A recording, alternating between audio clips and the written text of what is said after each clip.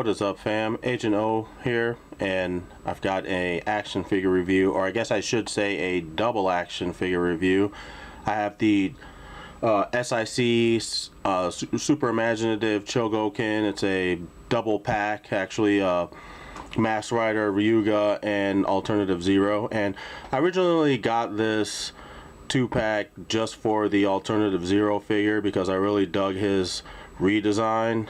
You know, S.I.C. always does a really cool job reimagining the look of these characters from the Super Sentai shows that they come from, and you know, this set's no different.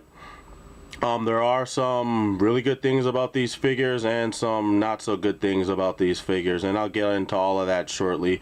And also I'll get into why I think this was a 2-pack in the first place, because the pricing on it was, you're basically getting 2 figures for the price of 1.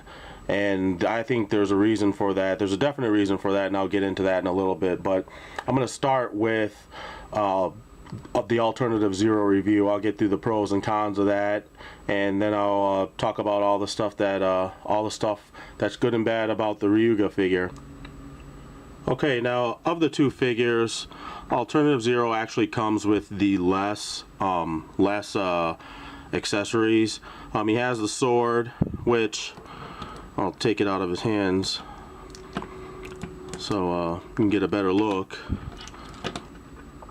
But his sword, or actually it's a lance on the show because there is no blade on it.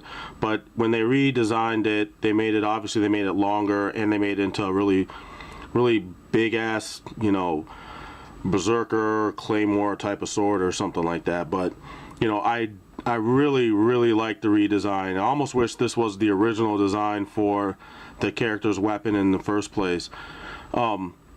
It's mainly plastic, like everything from the handle up to the blade is plastic, and even in the middle of the blade it's plastic. But they put die-cast metal. They made the blade out of die-cast metal, which is a pretty nice touch. Definitely no complaints here. You know, I don't really think it was necessary to make the sword metal, but on the one hand, you know, it does have a look that you just can't get with, you know, silver chrome paint, and you don't have to worry about the sword warping or bending, you know, in the package since it's metal. So those are some good things I guess that lend itself to doing a sword with die-cast metal pieces. Also, you know, for the price that this 2-pack cost, it definitely doesn't hurt, you know, because it wasn't horribly expensive. It was about $40, I think, for the whole, back when this first dropped. So it wasn't too bad. It wasn't a big deal in that case. He also comes with, you know, your standard assortment of hands. You know, he's got your fist hands, and he's got some open hands, and he's also got the sword holding hands that I have on the figure at the moment. His other accessory, I don't even know why this is an accessory, because it should have just been a regular part of the costume, is his, you know, gauntlet. I really like the reimagining of this gauntlet. I like the fact that it's just a bigger, it's a bigger, you know, bulkier. It's got a bigger, bulkier look to it, and it also has the slide up action. So, you know, this is like one hell of a brass knuckle. You know, I can only imagine getting, you know, backhanded or punched, you know, with such a big, it's gonna pack a wallop basically. So yeah, I really dig that. And you can detach it from his forearm. I'm gonna probably super glue it in because I don't really see the need to be able to take it off or put it on, take it off and on, because it's a part of the original costume, and he doesn't come with any other accessories or weapons or anything that you would need to remove it. So So that's something I'm probably gonna do, is just super glue it. Now I'm gonna talk about this guy's articulation. Oh wait, no, before I get to that, I'm not gonna talk about the articulation, jumping the gun here. I wanted to talk about this guy's design. Obviously it's, you know, a redesign of the Kamen Rider Ryuga design, and I really like the way this guy looks. He looks like if they were going to do actually they both look like if they were going to do a Kamen Rider Ryuga live action, you know, film with a really good budget. You know, this looks like what they would come up with for, you know, as his like costume. You can, all the elements that make up the original costume are there. They just really made it look like a really powerful, technical looking suit. One thing I really dug that I hadn't noticed when I first got the figure is on the original toy, on the Figure Arts figure, since they were being so accurate, the visor, his visor was just all black. But if you look real closely, I don't know if my camera will pick it up, I do have some pictures that I took that I'll probably put in at this time to show exactly what I'm talking about. But he's got the compound eye look. I don't know, my camera might not focus, but he's got that compound eye translucent plastic deal going on, and it's subtle because it's black. It's not a bright color that they're using for the visor, but you can see it, and it does look really cool. It's real subtle. It's really a nice looking effect. Also, he's got die-cast metal pieces on built into his armor. Everywhere where you see these pentagonal designs, it's metal. You know, his shoulders, his chest, even on his belt, it's all metal. And even on the knee pads, the knees, they're metal too. So they incorporated, you know, die-cast pieces into the suit also, or into the body, I guess I should say, of the figure, which is cool. Doesn't hurt, doesn't take away from anything, doesn't weigh the figure down or offset its center of mass or anything like that. So that's also cool. As for articulation, you know, he's got the only reason why I'm doing this, because I usually don't run through the gamut of articulation, because unless there's a problem, and that's why I'm running through all the figures articulation, because I do have problems with it. There's no problems in the head or the neck, because they're both on ball joints, and you can get a lot of range of motion. I mean, that's about as far as you can look up, which isn't bad, and you can look down pretty far, so that's pretty cool too. No problems there. The problems are within the shoulders and, once again, the pelvic region. I don't know why they can't iron out these little issues with these figures, because they're really nice looking figures, and you could see that the posability could be there, and then the problem lies in, I guess, the way these figures were constructed. Both these figures, I'm gonna back them up a bit, but both these figures from the knees up to the neck, it's one base figure. Like, it's the same, these guys are both the same figure, but they crafted the armor pieces and just stuck them on top, so to differentiate the two. But you know, their feet are the same. Their the knees and the shin and the shins, the shin pieces, these are different sculpt from that figure. But the base body, you know, and the arms are on both these figures are exactly the same. And you can tell because all you have to do is just pull off the armor pieces, because they just peg in, and it's the exact, they have the exact same arms.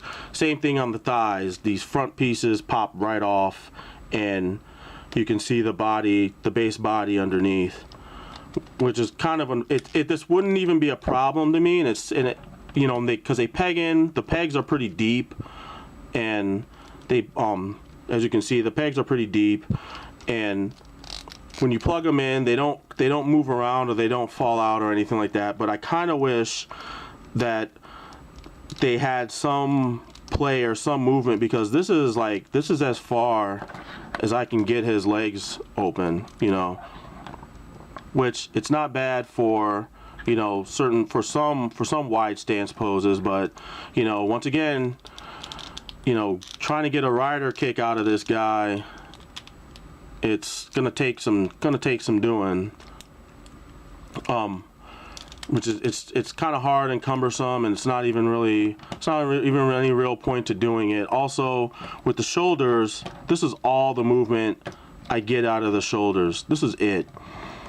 Because of these shoulder pieces that they made, they didn't make any way for the arms to for any give in the arms. Now, if I pull out the peg, I get a bit more movement, and even that's not a whole lot. But, you know, I can't just leave the pieces off, because I mean these characters look pretty malnourished without the armor pieces on them. So the armor pieces kind of have to stay. I also have a problem with both the knee joint and the elbow joints. You can see that the elbow is on a swivel, but the swivel got weak really fast. They also have a bicep swivel. The elbow swivel is pretty weak, I must say. But instead of having a wrist swivel, they actually have, if you can see in there, it's actually the forearm is attached to the ball joint, and there's your wrist swivel. It's not bad. It's just I wish there had been a real swivel instead of the ball joint. That's just me, though.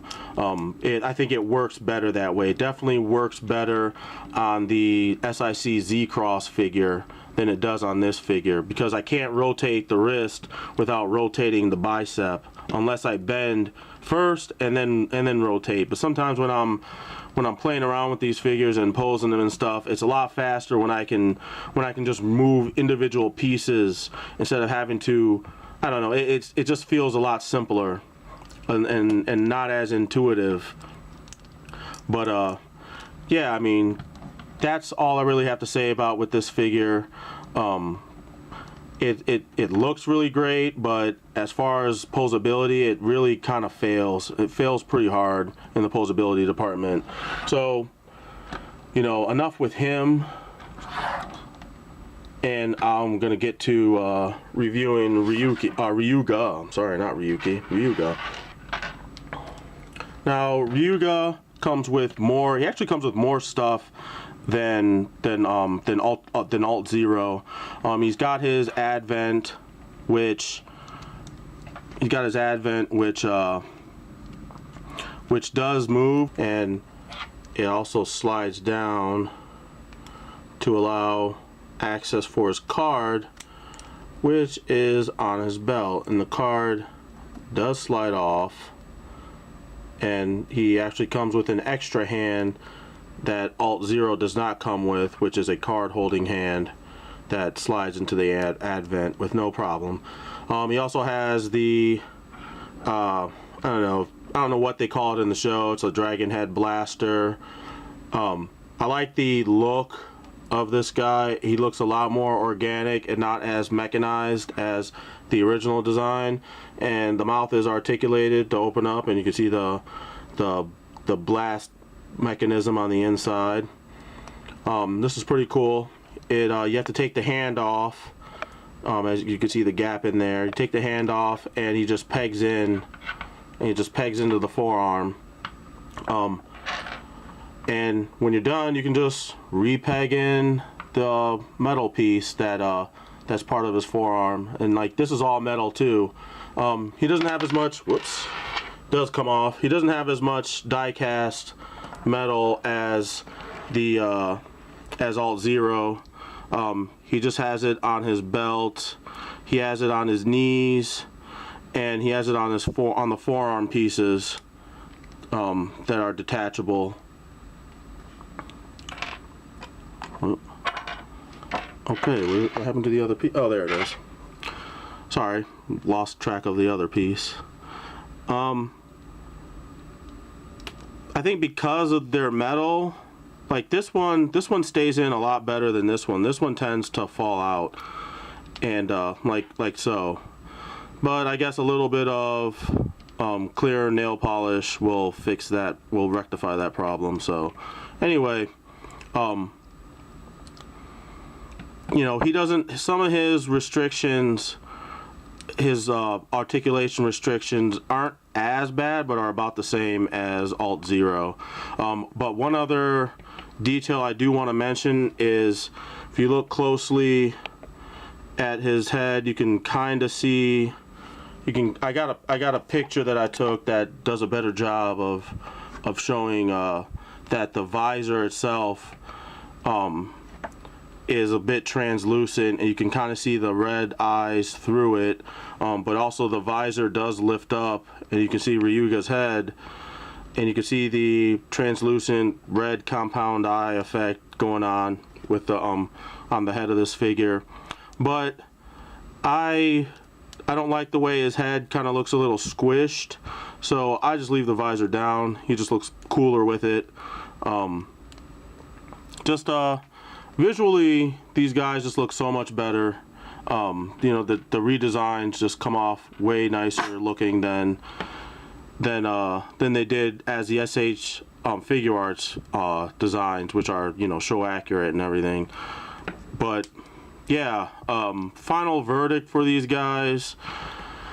You know, if I knew then what I know now about these figures, I more than likely wouldn't have bought them, just because I like posability in my action figures. And even though these guys are more display pieces than action figure pieces, I kind of was hoping I'd get, you know, both, since, you know, they obviously have the articulation in the right places, they just don't have the right kind of articulation, and you know, that's a problem for me. So, you know, since I already have them, I'm not going to obviously not going to get rid of them, but I wish they just could have turned out a lot better, and that's pretty much it. One other thing though I did kind of like about this figure though that I meant to mention earlier is that they use more glossy, they use a nice blending of glossy paint apps and matte paint apps, especially on the legs. I like that look with the glossy black on the matte black. That's a nice touch.